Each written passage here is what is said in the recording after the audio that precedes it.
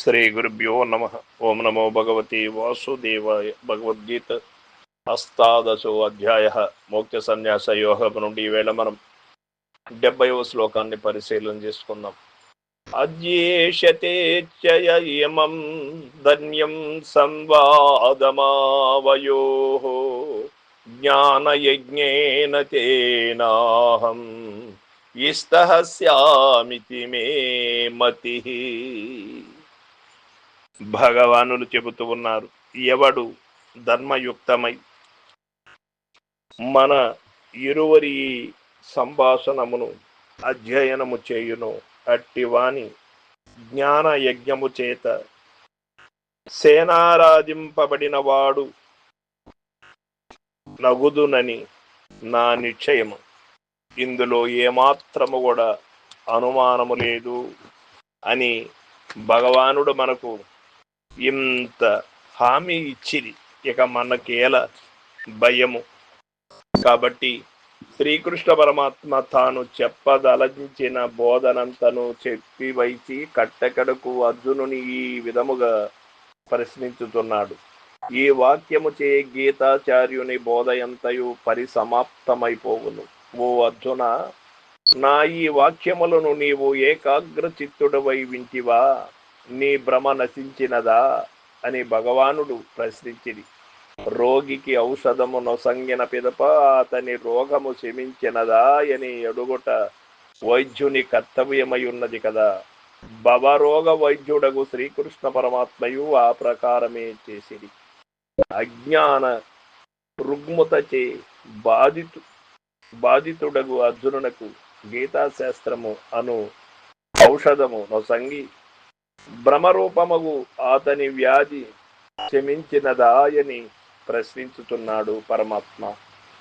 ఏకాగ్రేణ చేతస ధ్యానించునప్పుడు గాని, శ్రవణము చేయునప్పుడు గాని, విచారణ సల్పునప్పుడు గాని మనస్సు ఏకాగ్రముగా నుండవలెను.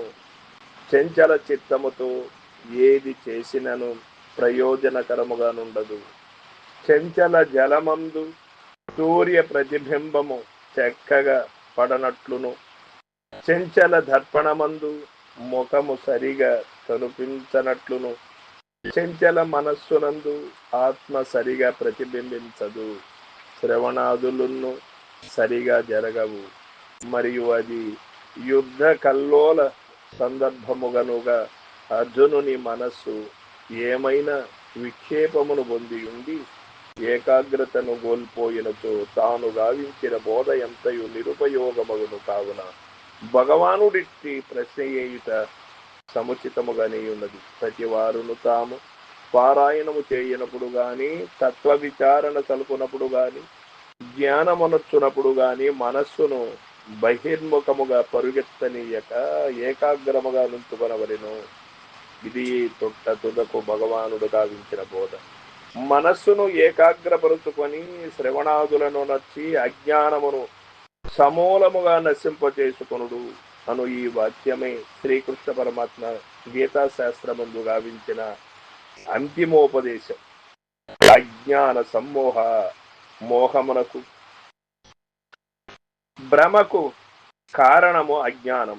అజ్ఞానము చే మనుజుడు త్రాటిని దూకి పాము అను భ్రమలో పడిపోవును. అట్లే అజ్ఞానము చే అనిత్య వస్తువు నిత్యమను మోహములు జీవుడు పడిపోవును.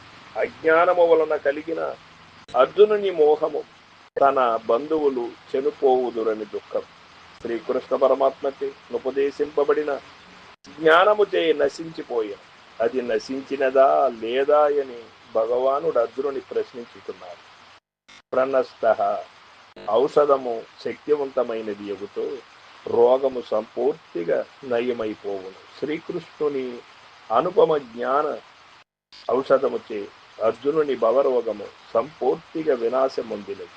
తాను ప్రయోగించిన ఔషధము యొక్క ప్రభావం ఎట్టిదో తెలియదు. కనుకని భగవానుడు ధైర్యముగా నీ రోగము శమించినదా అని అడుగగలిగి, నష్ట అని అడుగక ప్రణస్థ అని అడుగుటచే నీ అజ్ఞాన వ్యాధి సంపూర్తిగా నశించినదా అని భగవానుడు ప్రశ్నించిన వారై, ధనంజయ, ఓ అర్జున, పూర్వము రాజస రాజసుయాగమున నీవు ధనాదులనెట్లు జయించి తెచ్చితివో అట్లే ఇప్పుడును నీ మాయా సమ్మోహమును అజ్ఞానమును జయించి కీర్తి వహించుము అని హెచ్చరించుటకు కాబోలు ఈ ధనంజయ పదమును భగవానుడి చేత ప్రయోగించి ఉండవచ్చు.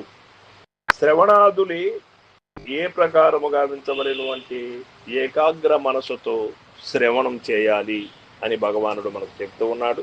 సర్వం సద్గురు పాదార్పణమస్తు. జై గురుదేవ.